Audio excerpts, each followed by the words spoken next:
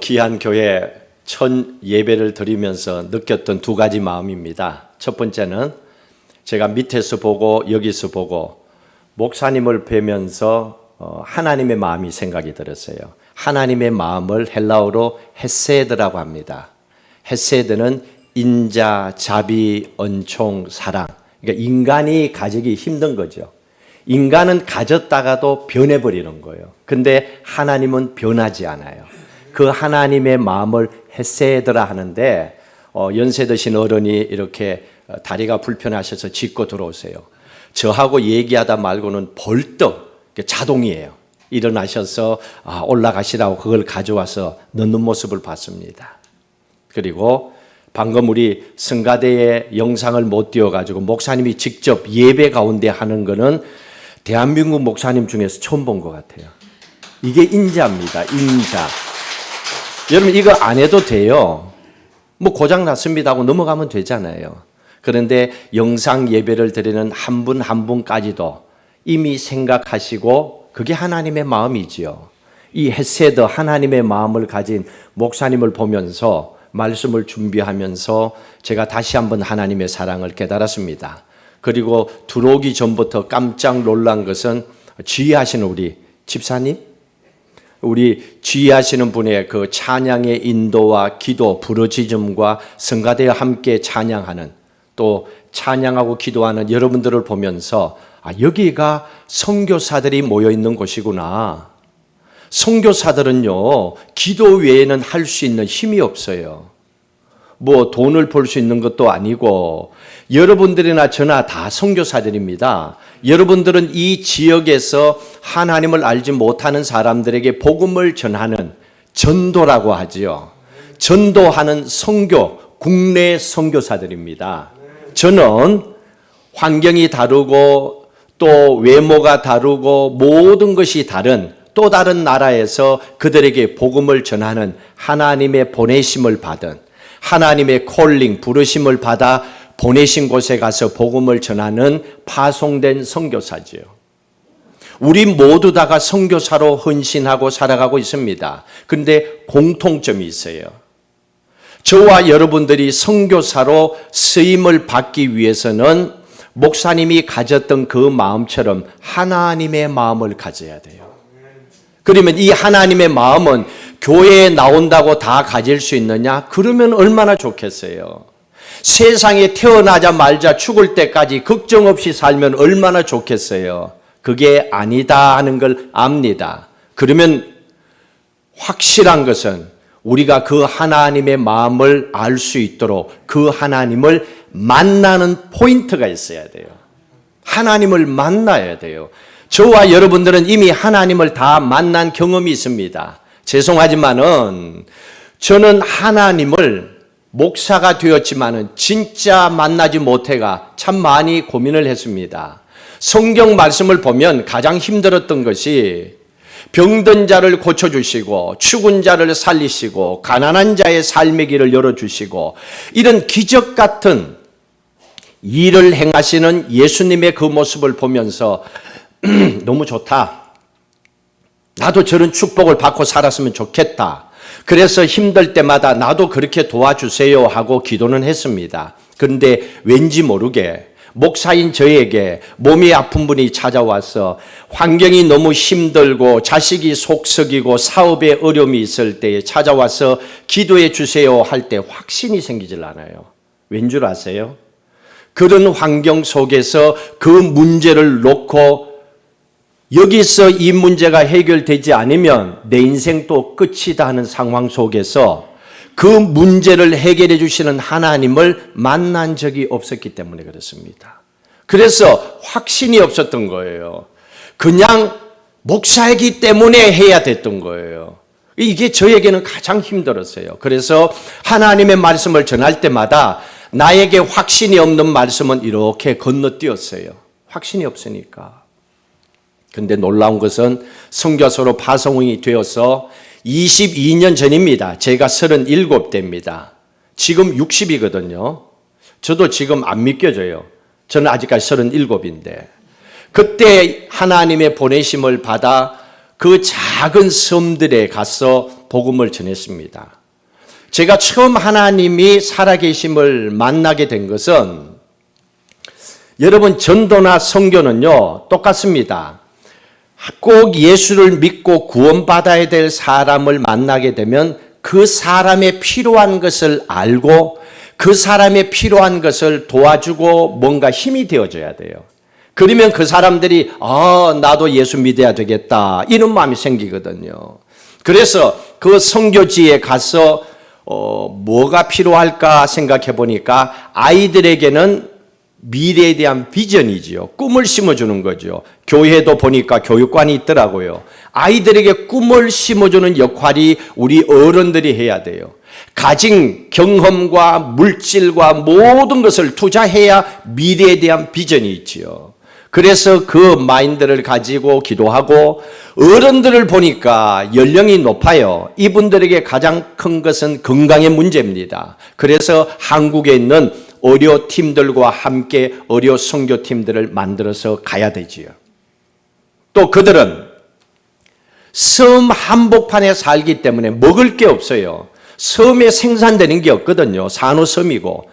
이 섬들에 사는 사람들은 미국에서 괌으로 쌀을 보내고, 괌에서 그 메인 섬에 보내고, 이 섬에서 또 작은 섬들에 가야 되니 이 물가가 몇 배나 비싸겠잖아요. 그리고 그런 기회가 없어요.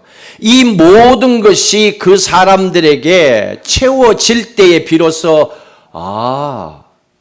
이렇게 하는 사람들이 예수 믿는 사람들이구나, 나도 그 예수를 믿었으면 좋겠다 하는 마음의 감동과 예수를 영접하고 싶은 결단이 생기죠. 이런 상황 속에 의료팀들과 갔을 때에 유고슬라비아에서 어떤 분이 바다에 스쿠버 다이브 하러 오셨어요. 그리고 저희들을 만나서 부탁하는 것이, 내가 이 현지에 있는 야비라고 하는 섬에 있는 한 가정을 아는데 나이가 26살 된 틴진이라고 하는 자매가 있는데 전신이 마비가 되었습니다. 한국 의사가 능력이 있으니까 와서 좀 도움을 주십시오 이렇게 얘기하는 거예요. 그래서 그게 부담이 됐어요. 그리고 하루의 봉사를 마치고 그 집을 찾아갔는데 정글 안에 합판으로 지어놓은 집이에요. 양철판으로 들어가서 만나보니까 맞아요. 이분이 전혀 몸을 반은 완전히 마비가 되었어요. 그래서 함께 갔던 세 분의 의사가 갔어요. 대전 건양대학교 소아과, 산부인과, 내과 의사와 현지 목사와 유고슬비아 그분과 저와 함께 갔어요. 먼저 의사 선생님이 체크를 해보더니만은, 목사님, 이분이 완전히 마비가 되어서 더 이상 해결할 길은 없습니다. 진통제를 주고 가는 길밖에 없습니다. 그러더라고. 네, 알겠습니다. 그리고 제게 하나님의 주시는 마음은, 목사니까 기도를 해야죠. 우리 같이 기도합시다 하고 같이 기도를 했습니다. 놀라운 건요, 기도하는 가운데 하나님의 말씀을 제게 주는데 제 평생 그런 일이 없었어요. 제게 무슨 말씀을 주셨냐면, 사도행전 3장의 말씀에 성전 미문 앞에 앉아있는 안전뱅이가 베드로 요한을 통하여 내가 다른 것은 못 주지만 예수 이름으로 일어나 걸어라 하는 그 말씀을 주셨잖아요. 근데 그 말씀을 제게 주시면서 이분에게 손과 발을 움직이도록 선포하고 일어나 걸으라고 하라는 거예요. 저 평생 한 번도 저는 경험한 적이 없고 그런 상황을 가능하면 피했던 목사입니다. 안 믿은 게 아니에요. 그 말씀을 믿는데 그 말씀이 나라고 하는 목사를 통해서 하나님이 어떤 일을 행하신다는 것은 도저히 본 적이 없었기 때문에, 그래서 그냥 묻어둔 거지요. 참 마음에 그 순간에 갈등이 생겼어요. 왜냐하면 의사 선생님들이 계시잖아요. 그 앞에서 목사인 제가 병든 사람 앞에 이 선포를 하라고 하는 그 말씀이 엄청 부담돼서 잠시지만은 제가 하나님께, 하나님 못해요, 해본 적도 없고요. 만약에 했다가 이 사람이 그냥 가만히 있으면 이 의사들을 무시하는 것밖에 더 됩니까? 상식적으로 합시다. 하나님, 저 혼자 그렇게 기도했어요. 그런데 그 마음이 계속 와서, 네, 한 번의 창피는 제가 당하겠습니다. 그러나 시킨 대로 하겠습니다 하고 손발을 움직여 보라고 했는데 움직였어요. 그런데 잠시 움직인 거니까 본 사람은 나밖에 없어. 이거 갖고는 아무것도 안 되는 거예요. 뭐 옆에 사람들 아무도 못 봤어. 그 다음에 성경에 보시면 일어나 걸어라 있잖아요. 이거는 엄청 부담되는 거예요. 근데 했습니다. 일어나 걸으시오 하고 내과 의사가 한 손 잡고 제가 한 손을 잡고 저 뒤에까지 이렇게 걸어갔습니다. 그리고 올 때는 혼자 걸어오시오 했습니다. 그분이 혼자 걸어왔어요. 여기까지. 그걸 우리 모두 다가 본 거예요. 제가 그걸 보는 순간에요. 얼마나 놀란 줄 알아요? 목사잖아요. 선교사잖아요. 성경 말씀을 믿잖아요. 믿고 기도했잖아요. 그런데 왜 그랬을까? 그리고 나서 우리의 현지로 돌아오는 그 봉고를 타고 돌아올 때 소아과 의사는 여자 의사라 갖고 감당이 안 돼서 안경을 벗고 울고 있었어요. 나머지 분들은 저와 함께 비슷하게 넋이 빠져서 이게 웬일이요? 이러고 이렇게 왔어요. 저는 그 사건을 통하여 한 가지를 깨달았습니다.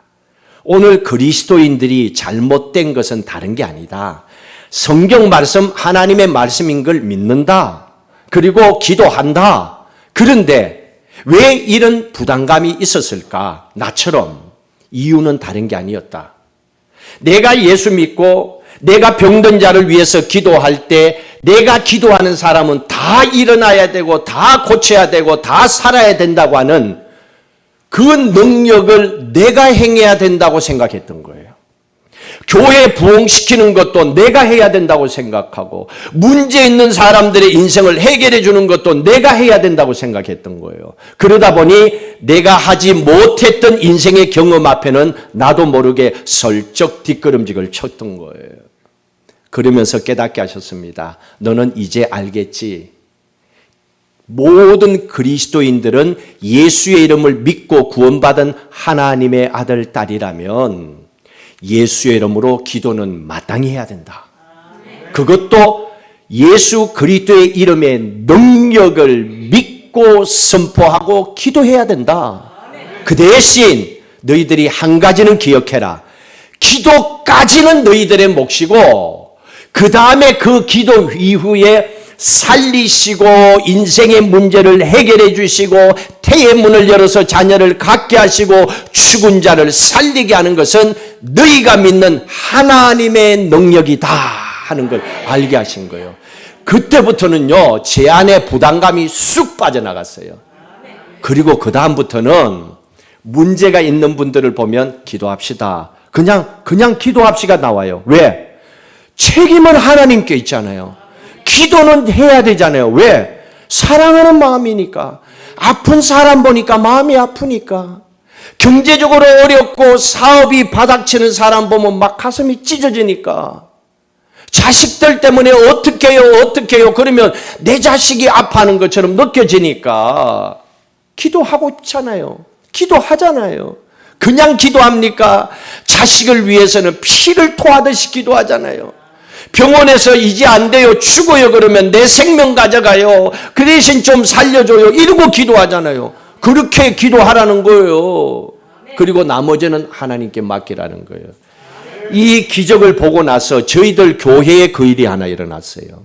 저희들 교회 비슷합니다. 연세가 드셨는데 한국하고 다른 거는 연세 드신 어리 용돈을 벌면서 일을 해요. 72세입니다. 저희들 교회에 나온 집사님이 운전을 하시면서 김밥 배달을 새벽에 해요.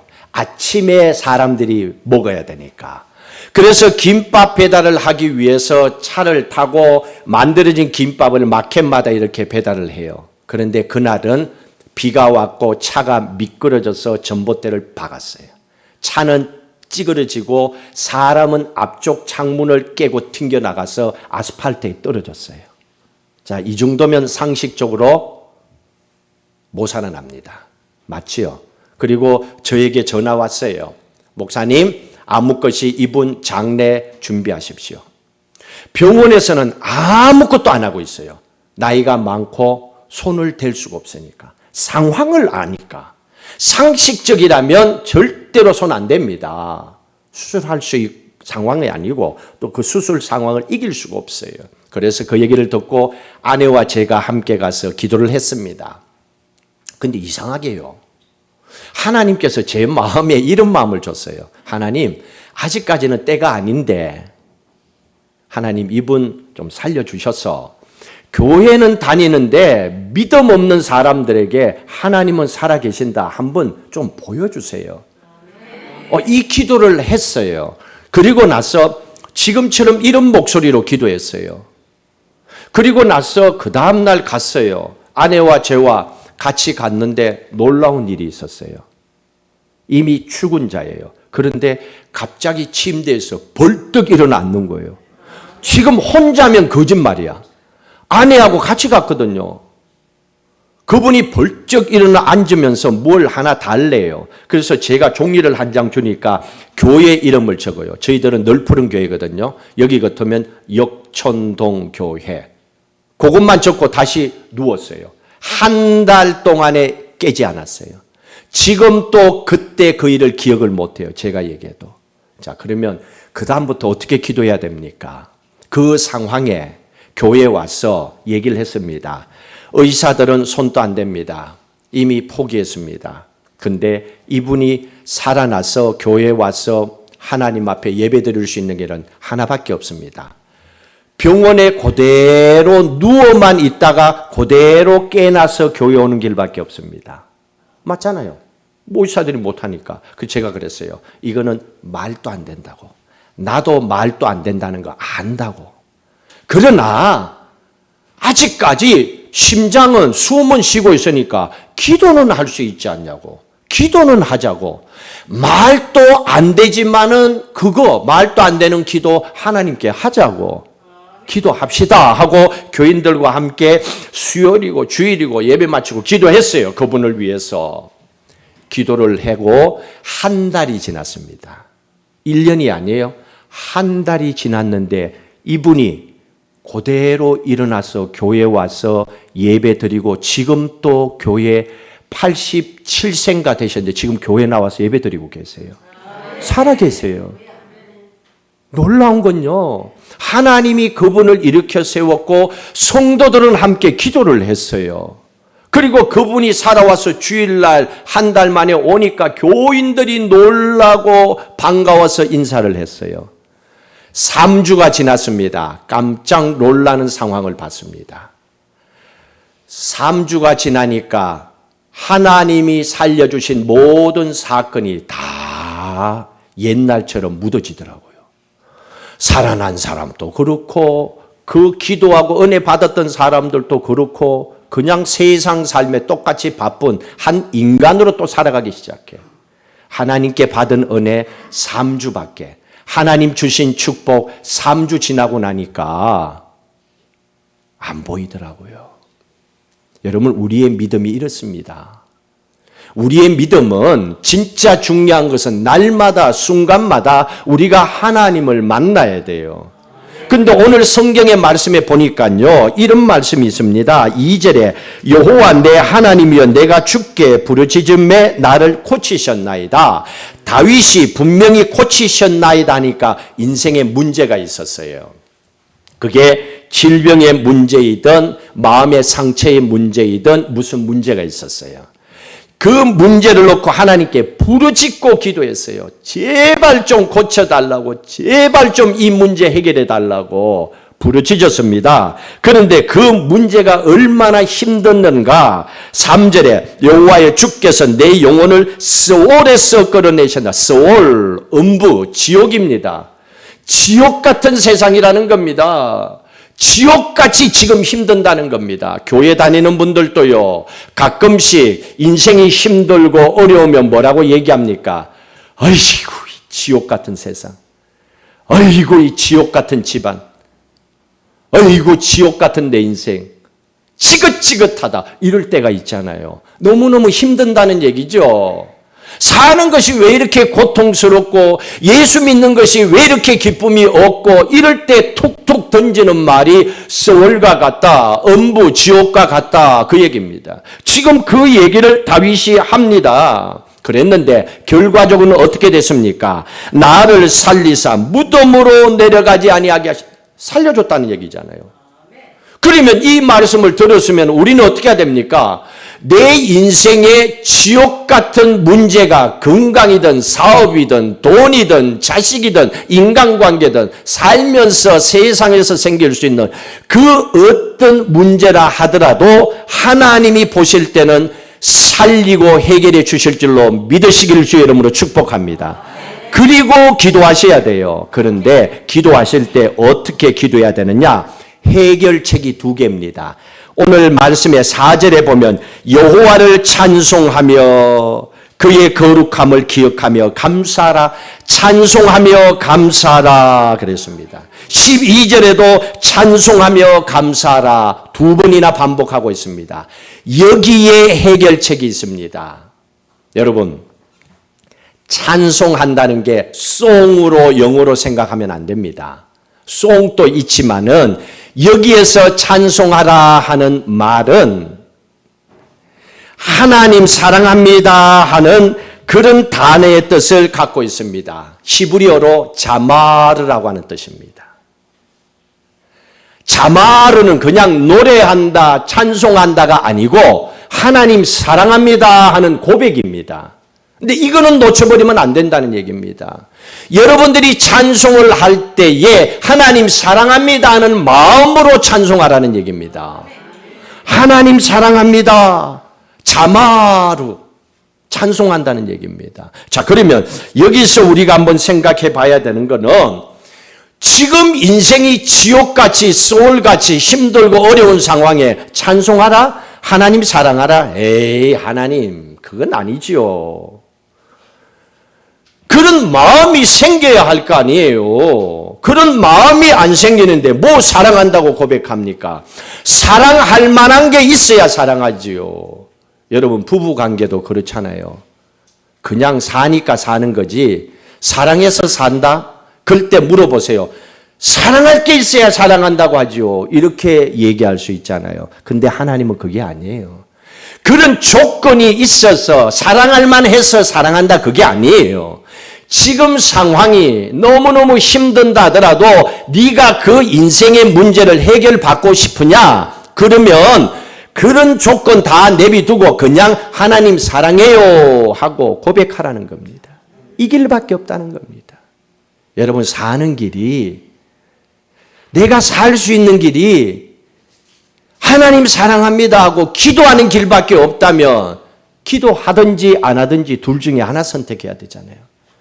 세상에서 내가 할 수 있는 거 다 하고도 안 됐다면 마지막 남은 게 기도라면 기도밖에 없다면 기도를 하든지 안 하든지 둘 중에 하나 해야 되잖아요. 그러면 기도할 때 어떻게 할 거예요?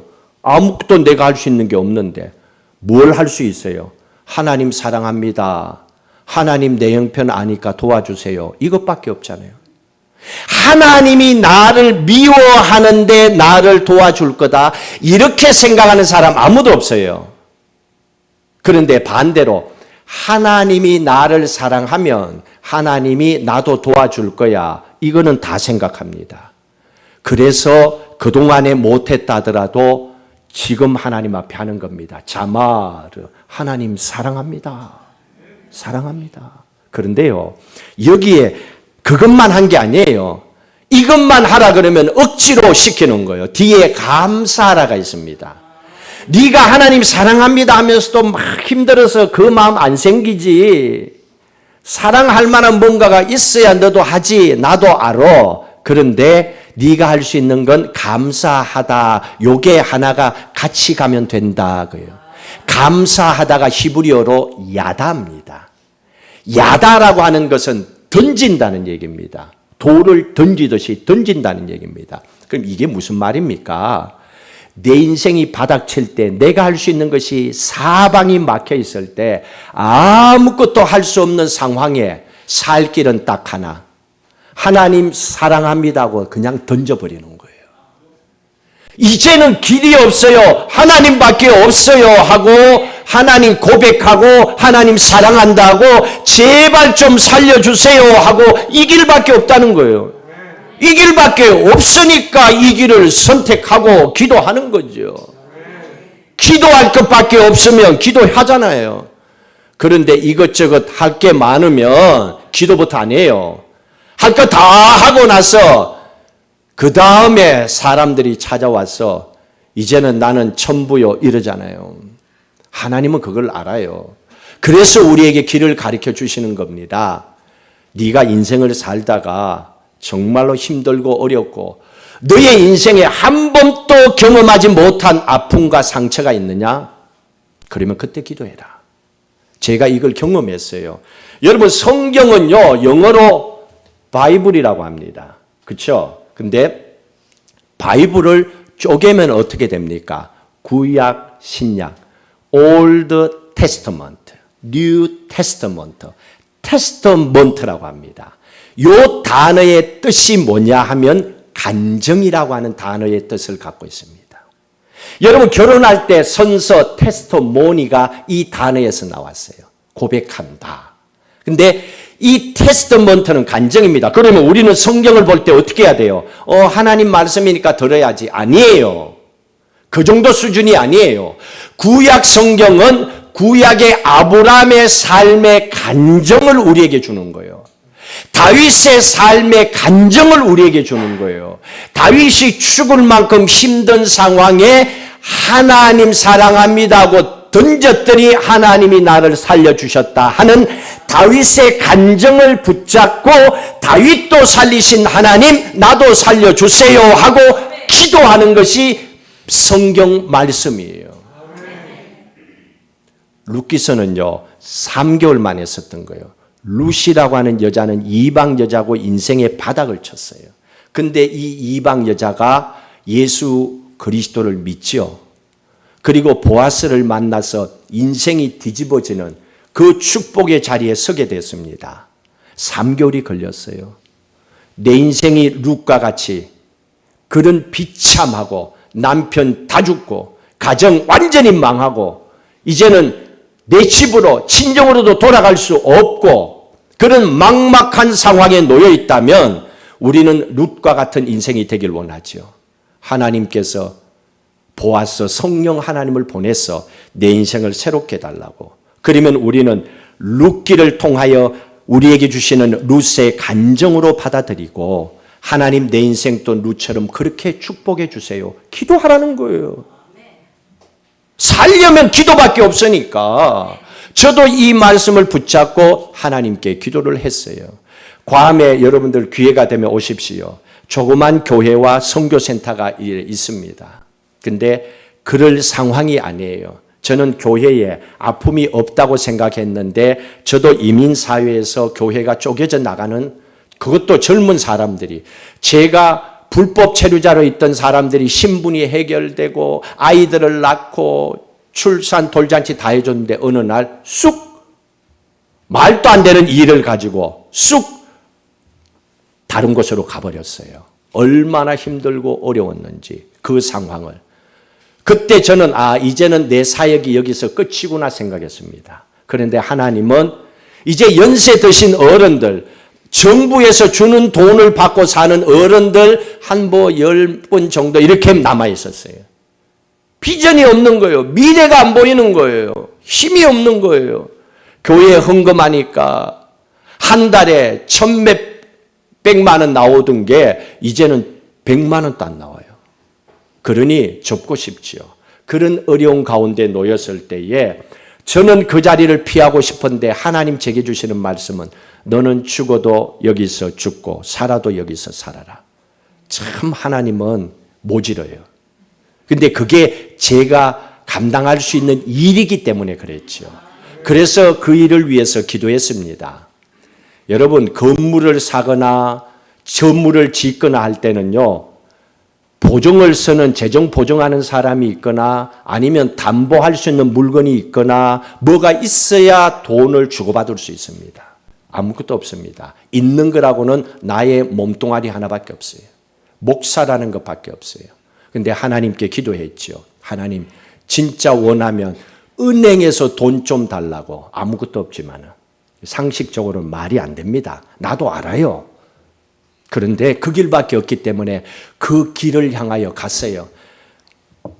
은행에 가서 문을 두드렸더만은 그 은행에서 건물 짓고 나서 담보물 가져오라고 쫓겨났어요. 알겠습니다. 나왔어요. 기도했잖아요. 아직까지는 기도가 안 식었어요. 그래서 또 기도하고 두 번째 은행 찾아갔어요. 똑같은 얘기를 해요. 근데 기도했던 마음이 첫 번째 은행에 갔을 때 요만큼 식었고 두 번째 은행에 가니까 진짜 바닥까지 내려오더라고요. 아, 더 이상은 진짜구나. 안 되는구나. 이런 마음이 왔어요. 근데 하나님께 길이 없으니까, 이 길밖에 없으니까 기도하고 세 번째 은행을 찾아갔어요. 미국 은행은 돈 빌리는 게 더 힘들어요. 찾아가서 똑같이 얘기했습니다. 이거 다 없습니다. 나 목사고 교회를 짓고 싶은데 빌려놓은 땅이 있으니까 여기 교회 짓도록 돈 좀 빌려주십시오 하고 했습니다. 기다려보라. 6개월이 지났는데 분명히 갚겠습니다. 실제로 갚을 돈도 없는데 그냥 갚겠습니다. 그러니까 좀 빌려주십시오 하고 6개월을 기다렸는데 빌려줬어요. 그 돈으로 남들은 1년이면 지을 거 3년이 걸렸어요. 3년이 걸렸지만은 하나님이 교회를 세우게 하셨어요. 그 길밖에 없었으니까. 그때 하나님이 제게 이런 말씀을 하셨어요. 너 계속 교회를 빌려서 건물을 빌려서 다니면 앞으로 10년 뒤에는 교회 문 닫을 수도 있다. 힘든다. 어렵다. 언제까지 그거 돈 갚는데 세 주는 데만 끝내겠냐. 힘들더라도 여기서 해결해라 하고 마음을 주셨어요. 그 10년을 돌아보니까 코로나가 터진 지금이었어요. 지금 코로나가 되는 이때에 만약에 저희들에게 이런 상황이 만들어지지 않았다면 저희들 교회도 문을 닫을 수도 있었겠지요. 하나님은 우리로 하여금 기도할 수밖에 없는 그런 상황이 놓여 있을 때에 하나님의 말씀을 볼 때 이게 내게 주시는 간증의 말씀으로 그리고 기도 외에는 다른 길이 없기 때문에 환경이 어떠하든 간에 그게 아니라 하나님을 믿고 바라보라는 거예요. 그게 하나님의 자녀라는 얘기입니다. 한 가지는 기억하십시오. 기도하는 사람은 반드시 경건한 마음을 가져야 돼요. 경건한 마음은 회개한 마음을 얘기합니다. 우리의 마음이 하나님의 마음처럼 그렇게 믿음의 마음을 가지고 하나님 앞에 나가면, 다시 말하면 기도하면서도 의심하고 걱정하고 이것저것 안고 있으면 그 기도는 그것만큼 흘려내려버리는 거예요. 그거 다 정리하고, 여러분 회개가 어려운 게 아니잖아요. 하나님 잘못했어요. 미안해요. 그러지 않을게요 하고 하는 거예요. 그러면 100% 못 돌아서도 10% 20%는 또 고치잖아요. 그러면서 예수 닮아가는 게 신앙생활입니다. 그래서 우리가 주일마다 예배 나와야 되고 코로나가 다 끝나가는데도 아직까지 집에서 예배를 드려야 된다. 이거는 지나친 조심이죠. 세상 사람들이 다 이제는 오픈하는데 언제까지 닫힌 마음으로 우리가 살아갑니까? 그건 하나님에 대한 편견이지요. 세상 사람보다도 더 담대하게 세상을 살아가야 되는 것이 그리스도인들입니다. 하나님의 택함을 받은 자녀들입니다. 여러분 이 귀한 생명의 말씀을 붙잡고 오늘 예배드리는 사랑하는 역천동교회 성도님들을 통하여 주의와 또 믿다가 낙심하고 믿음의 연약함으로 흔들리는 많은 영혼들이 주께로 돌아오는, 그리고 마지막 주님을 만났을 때 내가 너 때문에 너무너무 행복했다 하는 이 축복을 받고 사시기를 주의 이름으로 축원합니다. 하나님 감사합니다. 귀한 교회 하나님의 약속된 말씀을 함께 나누게 하셔 주셨사오니 이 말씀을 우리의 삶 속에 기억하게 하시고 그 말씀대로 놀랍게 하나님의 은혜가 넘치게 하셔서 말씀이 우리의 삶의 간증이 되어 우리의 삶도 우리가 만나는 세상도 아름답게 만들어 나가는 행복한 이 땅이 천국과 같은 삶이 되게 하옵소서. 예수 그리스도의 이름으로 기도하옵나이다. 아멘.